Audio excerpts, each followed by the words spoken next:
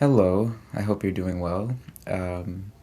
The intention of this piece is to explore architecture not solely as shelter, but as a communication system and technology, one that reflects how fear, ambition, and permanence are negotiated in public space, in everyday spaces that we walk around and navigate, see on our quotidien daily basis.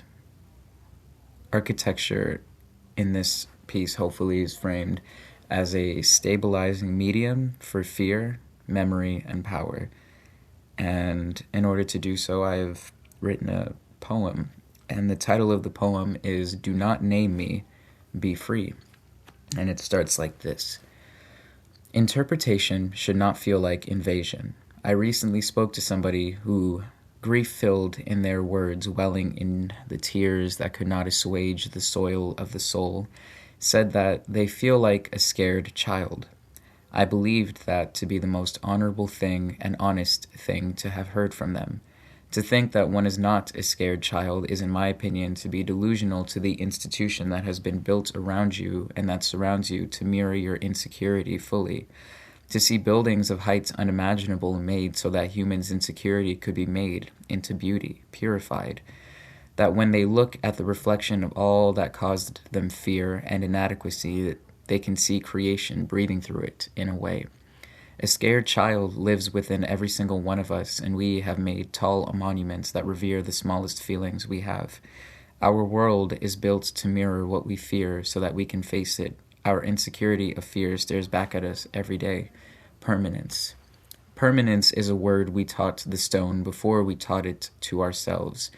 We asked the ground to remember us because we could not promise we would remember who we were before the noise. The scared child learns early how to become architecture, how to stand very still, how to look finished, how to hold the sky up so no one asks what is trembling underneath. Glass towers rise like ribs around the heart of the city, clear enough to pretend there is nothing inside them, strong enough to survive the weather we name progress. They say, look how high we reached, but what they mean is look how far we ran from the sound of our own small voice at night. Fear is not the opposite of courage. Fear is the blueprint. It draws the first line. It decides where the doors go and which rooms will never have windows. We call it ambition when the child learns to stack days on top of each other until the stack looks like a future. We call it success when the shaking becomes invisible. We call it maturity when we forget the language of asking to be held. But the child does not leave. The child becomes gravity, quiet, constant, pulling every decision slightly inward toward safety, toward walls thick enough to sleep behind. Even beauty is a negotiation. We polish fear until it reflects the sun. We curve it, light it, name it art.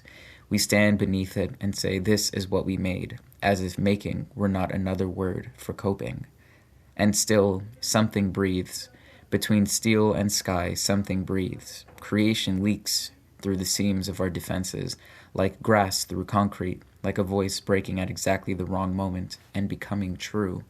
The scared child is not a flaw in the design. The scared child is the reason the world has hands, why doors open, why cities lean towards the horizon instead of collapsing inwards. If permanence exists, it is not in the monument. It is in the willingness to say, I am afraid, and not be erased by the saying. It is in the quiet courage of remaining soft in a world that rewards hardness of surface.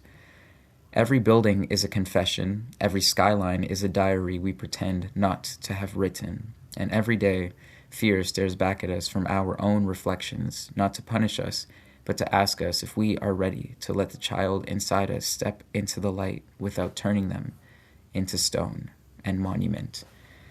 Thank you very much. I will also submit a transcript so that if there is anything that is anything that I pronounced incorrectly or just not that I didn't enunciate fully, hopefully that will also be in there. I really appreciate it, and that is my time. All right.